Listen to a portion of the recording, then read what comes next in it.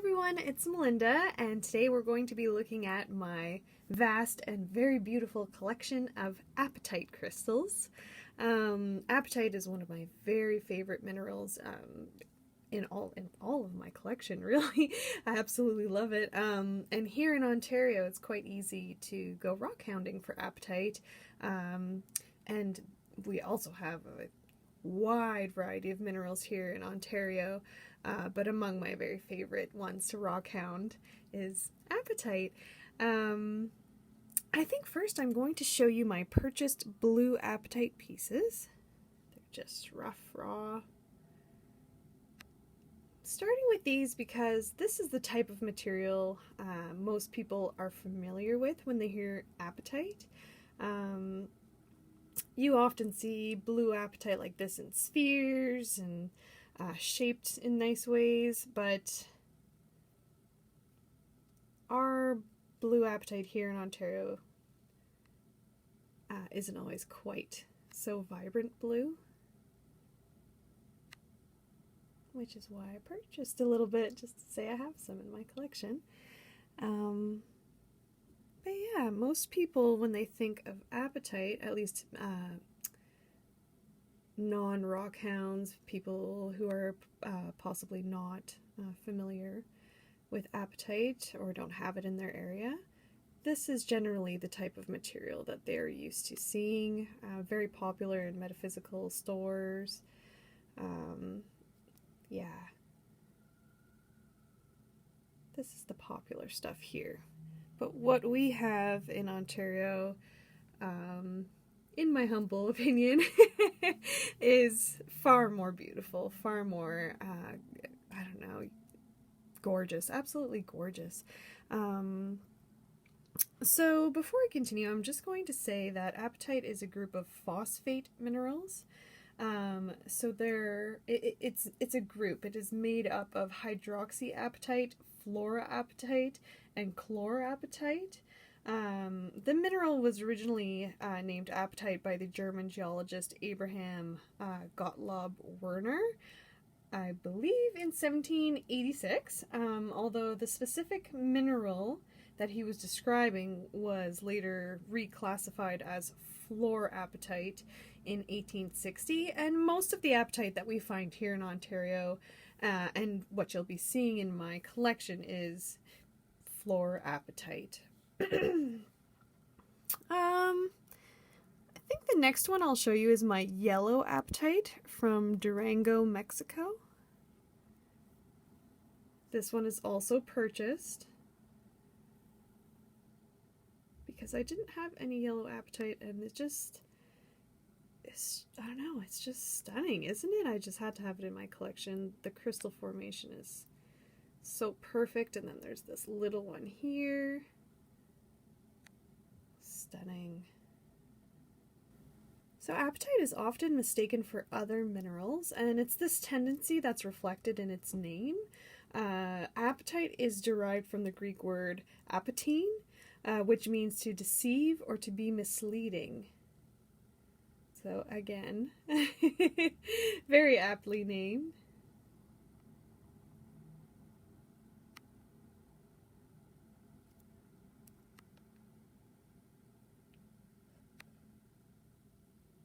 There we go. Perfect point.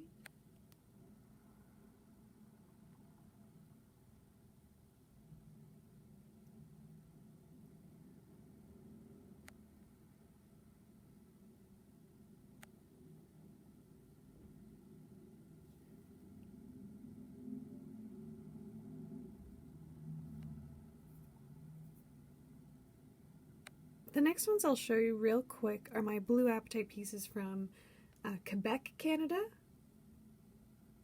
I have some fellow rockhound friends that are near that area who were kind enough to send me a couple of these little pieces. Like I said, they're a lot bluer, more, certainly more clear, less opaque than the popular blue apatite. I think they're absolutely stunning. There's another little piece here.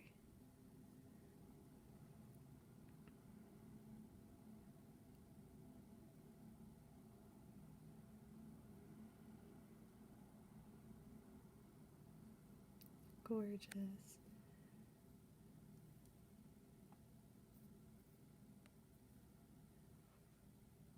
So notable occurrences of apatite in the world include Durango, Mexico, the yellow apatite I just showed you on Matrix, Germany, Russia, and very excitingly, Ontario, Canada. The specific areas where we will go on my rockhounding tours are actually world famous for apatite.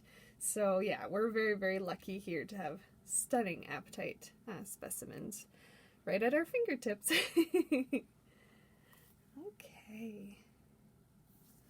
I think the next one I'll show you is this large red apatite from Wilberforce, Ontario, from a location that we visit on both of my May rockhounding tours.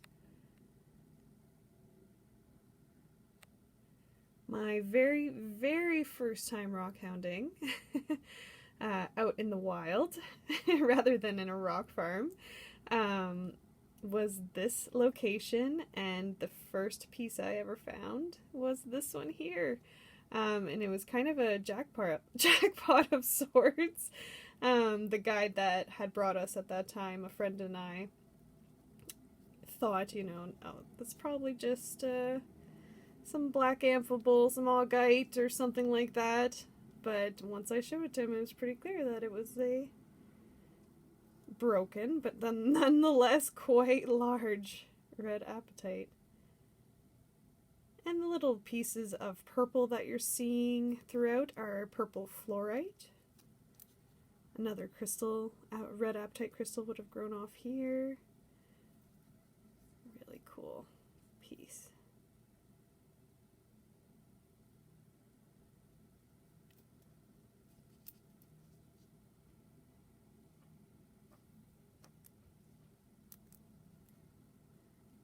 And I dinged it.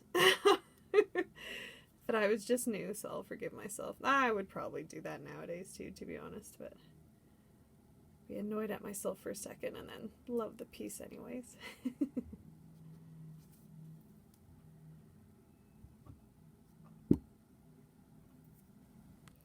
think I'm just going to continue showing you some of my beautiful red apatites from that same location in Wilberforce. And again, these are my most prized ones, so they're, larger and nicely shaped in comparison to what you would normally find at this location. These are my, treasured ones, but they were found at a location that we visit during both of my May rockhounding tours. Isn't that a lovely, nice big one?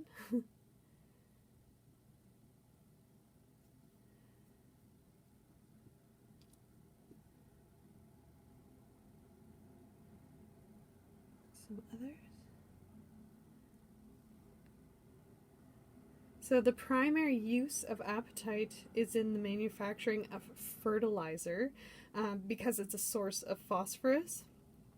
I can't even fathom crushing these up and putting them in fertilizer, but I suppose that's how it works. Seems crazy to me. Such beautiful crystals.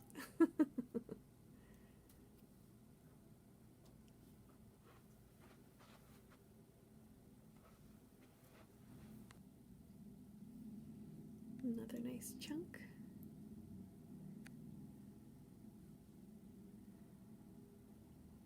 So apatite can be colorless. It can be white, yellow, brown, gray, red, pink, purple, blue, or green.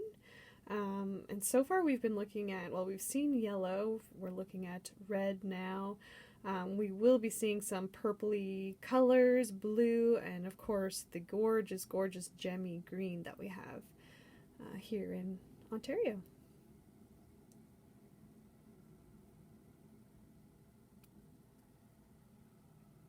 See the shape of the crystal?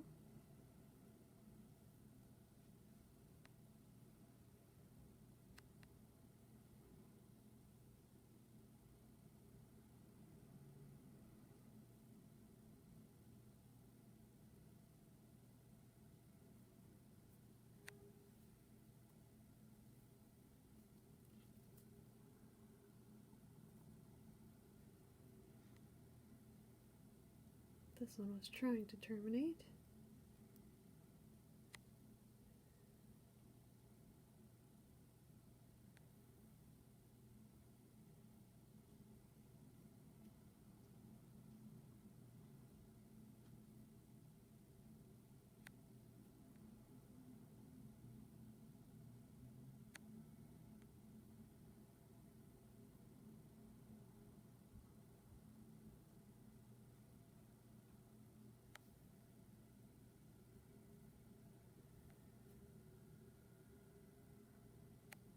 So those were some nice sized ones, and they're certainly, you know, possible to find, but maybe a little less likely. You're more likely to find little pieces like this, which are still absolutely stunning with their perfect glossy sides. Isn't that something?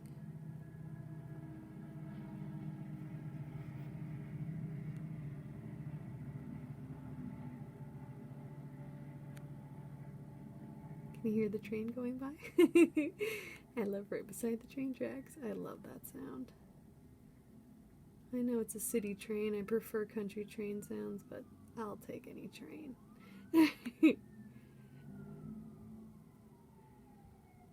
That sound, on the other hand, I'm not a fan of. I'm not sure if you could hear that siren. Ugh.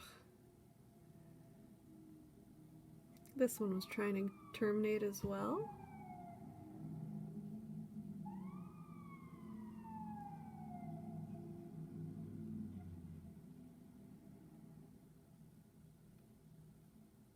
Isn't that gorgeous?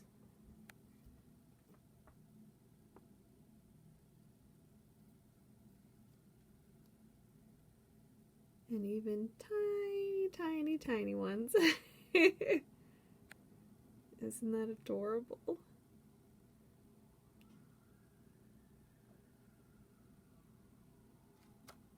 Oh, I love it.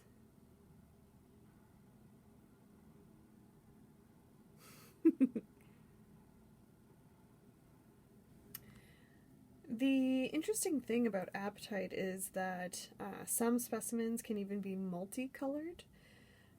So I do have a few from that same area that I've been showing you that are green and red mixed together.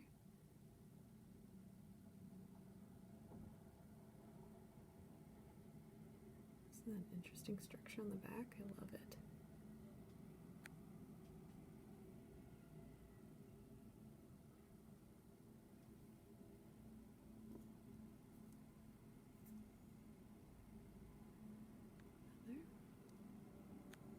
And this one's terminated. Much more translucent, a lot of green in them. And like I said, these come from the same Wilberforce area, the same mine.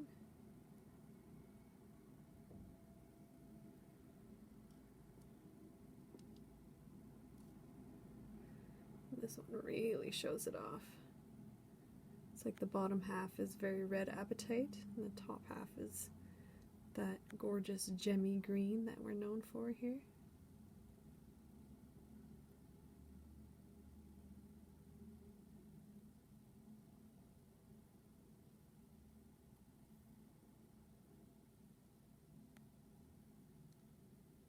See?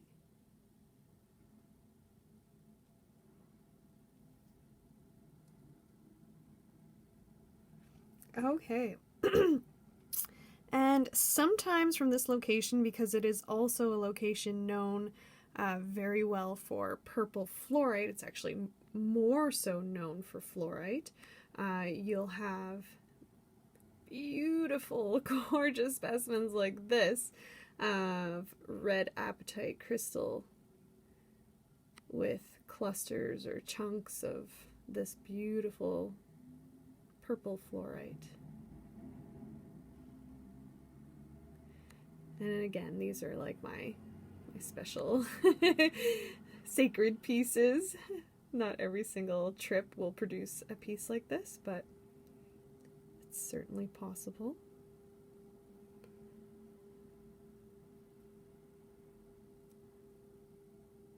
Something like this might be a little bit more easy to find.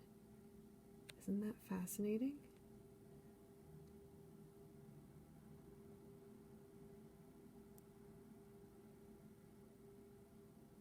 A little bit in there as well.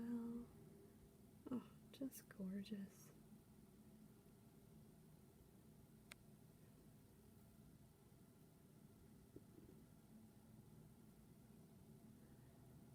Smaller piece. Has a little bit of green apatite mixed in with the red apatite. And then again that beautiful purple fluorite on top.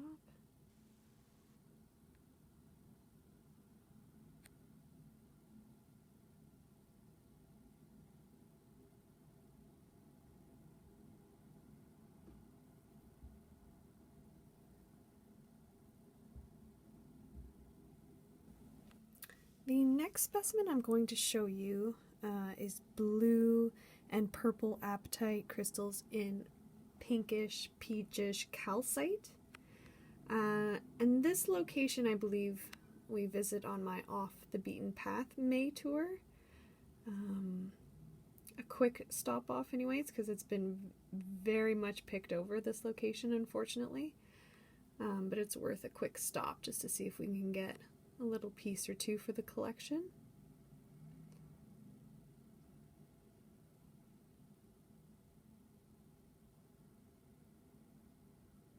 Isn't that lovely?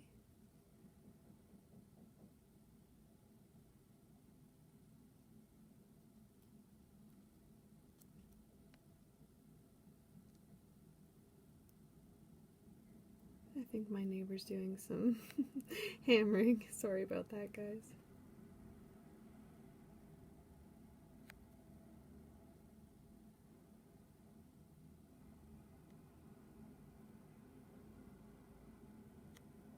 Gorgeous.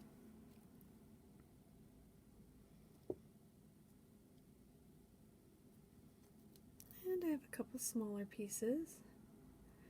It was really difficult to find really any of it left over at this location, so I'm happy to have even the small little pieces like these. A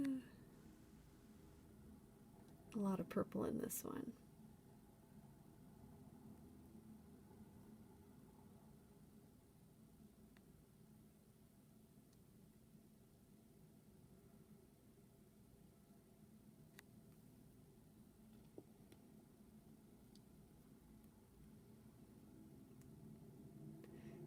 You can also find the same bluish, purplish apatite in tremolite as well at this location. And I do have a large piece that I'll show you at the end of the video. It's quite beautiful. There we go. The next is another red apatite that is broken but was having some point formation going on there. It's from Harcourt, Ontario, from a private mine that my friend and I visited with permission, but it's not included on any of my tours. However, I would say this type of red apatite is quite similar to the location I discussed earlier. The look of it is quite, it does have a little bit of green, but so does the Wilberforce location. Another area that has red apatite is in Eganville, Ontario. So here's a red apatite crystal that has a little dark green, very dark green, almost black augite crystals growing on it as well. This location is a backup spot that we visit if something unforeseen happens and we're not able to go on our rose quartz private tour. Then we go to this location instead. You never know whether or if someone's ill, or like, you just never know what might happen. So I like to have backups, backup ideas. However, for my Off the Beaten Path tour in May, we do visit this location specifically on the tour. So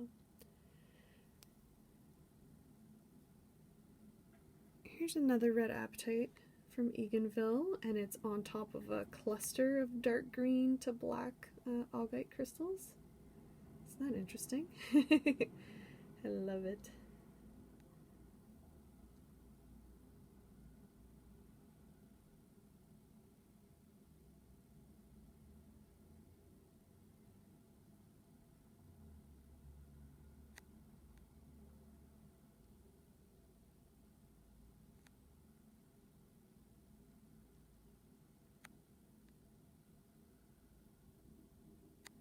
We go. So the main reason that particular location in Eganville is so exciting is because of this. Look at that. So I purchased this from a fellow rockhound, but this location is known to have rare occurrences like this. Super, super large apatites. The possibility is certainly there. You definitely do not find a specimen like this every trip out, but the location is known. It's famous worldwide for having some of the most largest apatite crystals, and this one isn't even as large as they get. You can find them as large as your head, even larger sometimes, so it's a very exciting location for that, just for the the possibility. You never know when you might strike a big one. But otherwise, it's a great location for regular sized apatite and biotite mica and a variety of other minerals as well. But isn't that amazing? Oh, I love it. I just love it. It's so heavy. Oh, fantastic.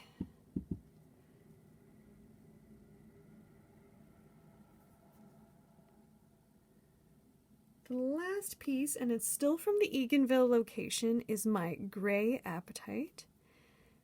And this clearly occurred because of a mixture of, the minerals that were making up the red apatite and green apatite. But instead of having, that defined, oh, green, then red, kind of multicolorness going on within the mineral, it actually blended itself within the crystal structure to become more of a gray color. And it's not common to find that.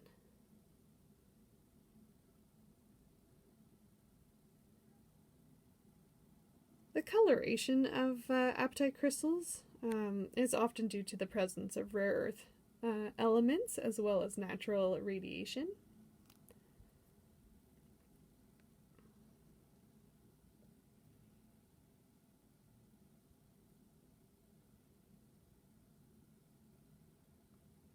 It's just a little one, but I just find it so neat.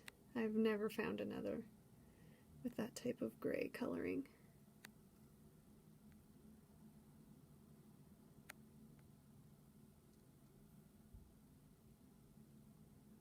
There we go. And now we're going to move on to what I think is one of the most beautiful gems in Ontario, our green apatite, which grows within peach calcite. The very first time I visited this location was a few years ago. And this was actually the only solidly shaped, and they're not really solid, they're quite fragile, but this one stayed within its crystal shape. This was the only one that I collected during that trip. I had many little broken pieces, but no real crystals. However, I will say that last year when I took my tour group there, we were definitely much luckier in finding, at the very least, chunks of apatite. And I'll certainly be showing you that.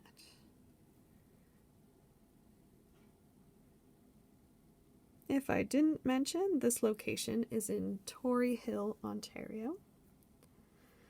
This one is really extra special to me. A chunk of green apatite crystal with a sphere, a perfect little sphere created by the Earth Mother herself of that creamy, peachy calcite inside the crystal. It blows my mind. You can see some nice little rainbows over here too. My goodness, I just love this little piece. This one was actually gifted to me by a young woman that was on the tour last year. She found it and asked what it was, and I was pretty blown away. And I know her personally. We traveled to Bali, Indonesia together and everything, so she gave me this as a gift, and it is very well loved and appreciated. It was a fantastic gift that I absolutely love. I just love it. That is really cool. Love it. Another cool one from that area is this, just like a slice of a crystal, chunk of the green apatite crystal, but it has these really interesting red inclusions. I'm assuming some sort of iron inclusion. Isn't that neat?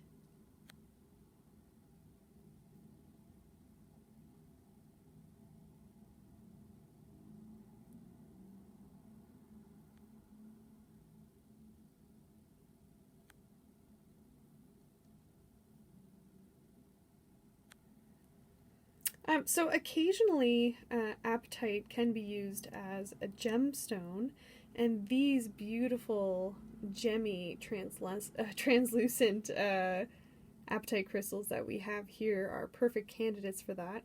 However, like most apatite, they are fractured inside their structure, so you have to find, you know, a nice enough clear solid chunk to turn it into a gemstone. But I have seen examples of it turned into faceted cut gemstones, and they're really, really gorgeous.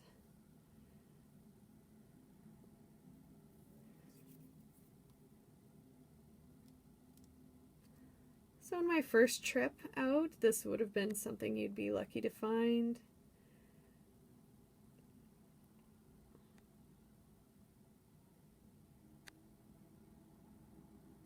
Isn't that gorgeous?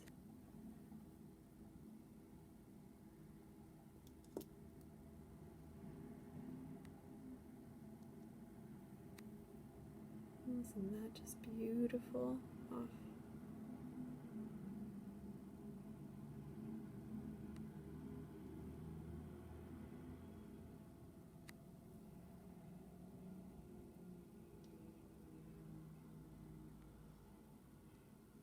This one was trying to terminate.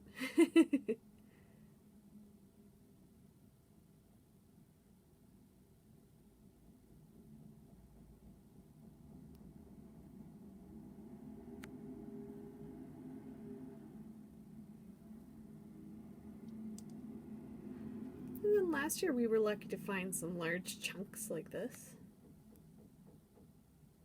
But I wouldn't promise the same thing happening again without having, you know, more experience of having that over and over again when I go there to dig.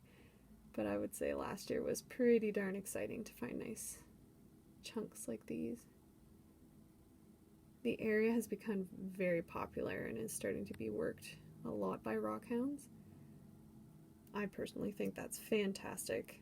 Opens up new holes, you know, makes it easier for those of us who aren't super duper strong to get in there and find things. So I think it's fantastic. Another one.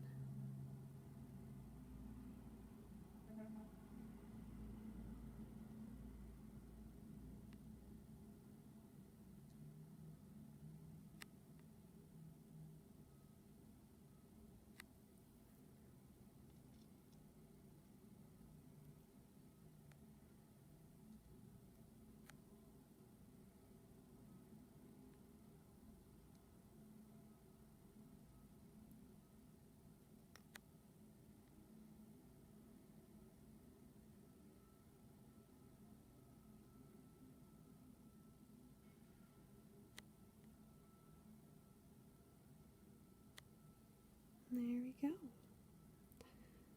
It's a really exciting location for sure. This one I purchased from a fellow rockhound who knew it was from Ontario but didn't know exactly the location. It's quite solid. It's quite tough compared to the Tory Hill location. I'm assuming it's most likely nearby, but I doubt it's that specific location.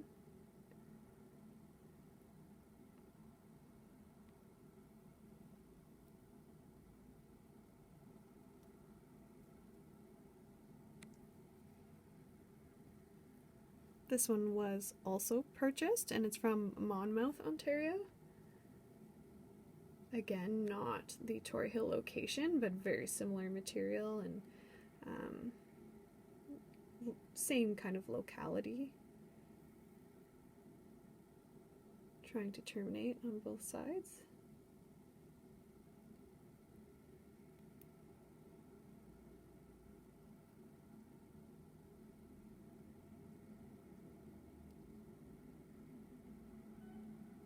I love it.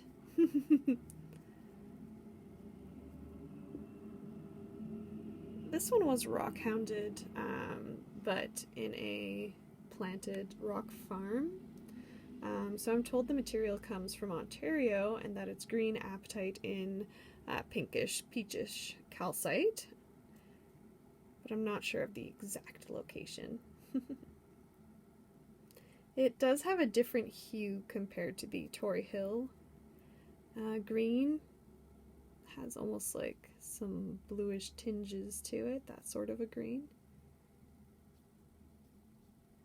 And it does have some really beautiful muscovite mica in it. That's that reflective kind of silvery stuff there. Mica, muscovite.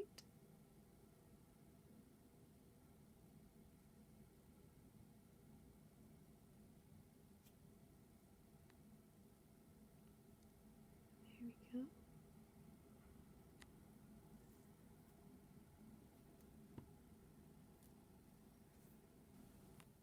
Aren't they amazing? So apatites were also proposed as a host material for storing nuclear waste, along with other phosphates. Also, interestingly, the green and blue varieties of apatite in a finely divided form are pigments with excellent covering power, something I did not know as an artist and might experiment with in the future. And an interesting fact is that the bones and teeth of most animals, including us humans, are composed of calcium phosphate, which is a very similar makeup and material to apatite. Yeah, so one last look at these. I'm going to store them away and then show you some apatite specimens in their matrix, because I couldn't fit them in here, but I still think they're worth showing. Ta-da! My apatites in their, I suppose, matrix. I'm going to start off with the Tory Hill location, the green, gemmy green apatite that we can collect on both of my May rockhounding tours. I'll start with some that are off screen. There we go. Nice little crystal in a peachy pink calcite.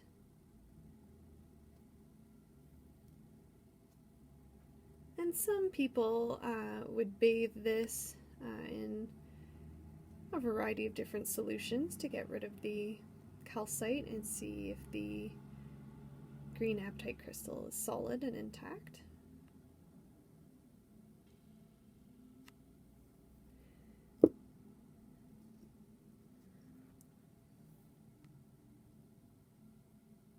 There we go.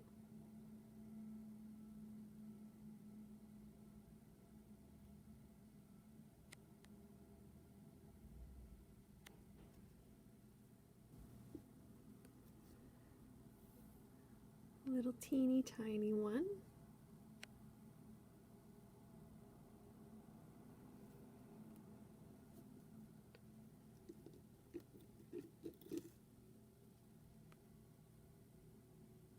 There we go. This is what you're more likely to see. They're very fragile crystals. so they don't often stay perfectly together like the red apatites do from Wilberforce.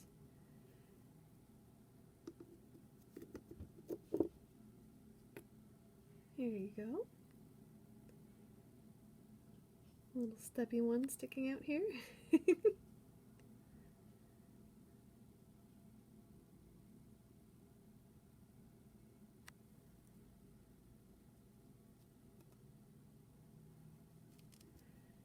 This one is lovely. It's still from the Torrey Hill location, but it's got some beautiful red pieces inside of it as well. So red and green apatite in this crystal. And it does have green apatite throughout. Nice little one there. But I think the star of the show for me was this larger red and green apatite here.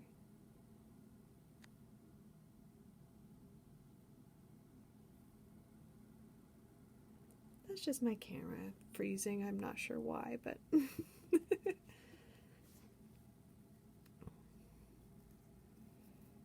thought this one was really interesting. A bit rough, but still. Got some red apatite here, little green apatites, and then that is black amphibole with green apatite inside of it. Interesting, right? I thought it was pretty interesting.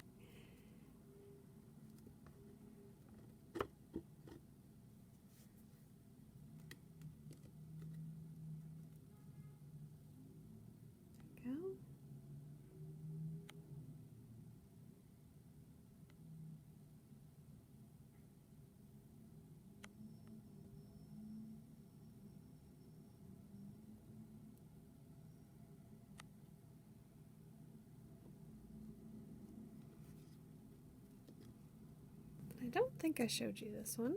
It's a little red and green again. And there's some black amphibole in the calcite matrix as well.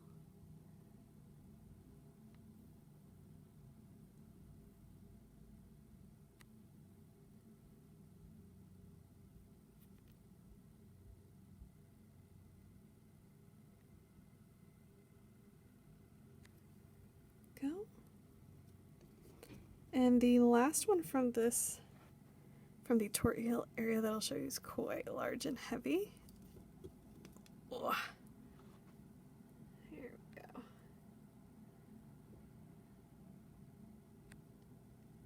There's crystals throughout, but it's too heavy to maneuver too much, so I'll just show you them at a glimpse and then kind of focus on the larger piece here. Sorry for the shakiness. My wrists are not as strong as they should be, but there we go.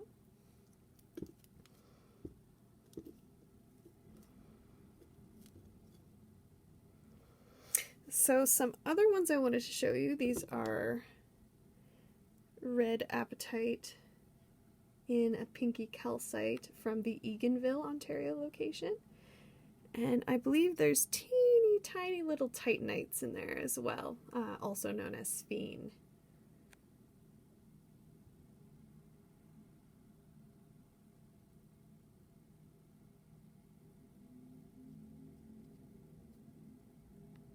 Some larger apatites here.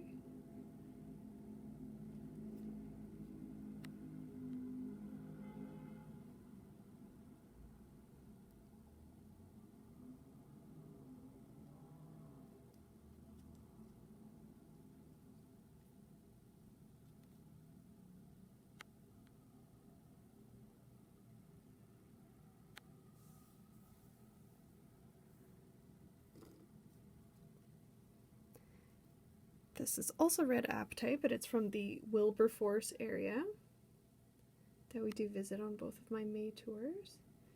You can see the red apatite shining there. It's a fairly large one.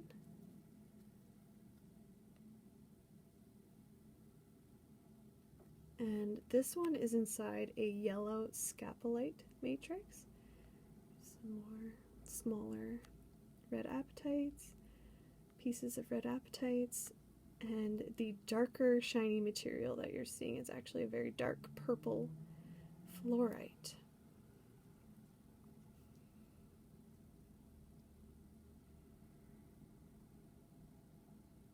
I love this specimen.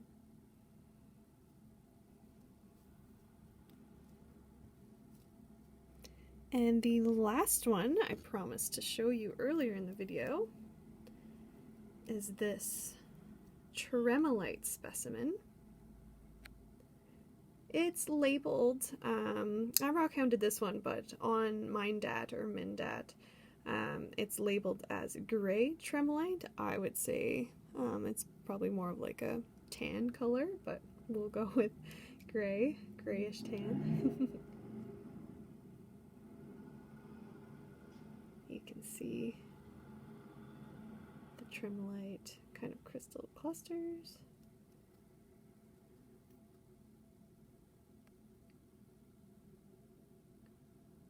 Isn't that interesting?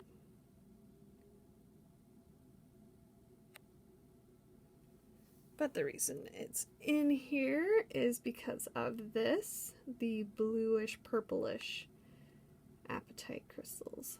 And these ones are fairly rough in here. The more nicely shaped crystals are the tremolite. They're quite translucent right here near the apatite. Beautiful, beautiful, beautiful. You can see underneath the purple and blue apatite. Crystals in there. Again, these are tremolite.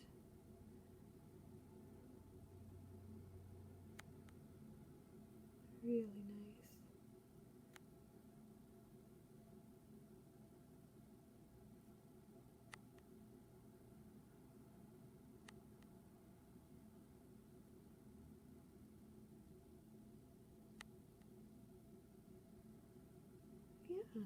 Yeah. And there we have it, everyone. My Apatite crystal collection, many of which we find here in Ontario. Ontario, again, is actually worldwide famous for our apatite. Yeah, so I hope you enjoyed that. If you're in the area, I hope you join me someday on an adventure to collect apatite. It's really a very gorgeous gemstone. We're so lucky to have it here. Thanks again for watching, everyone. I hope you enjoyed it, and I hope you'll join me again for my next video. See you next time.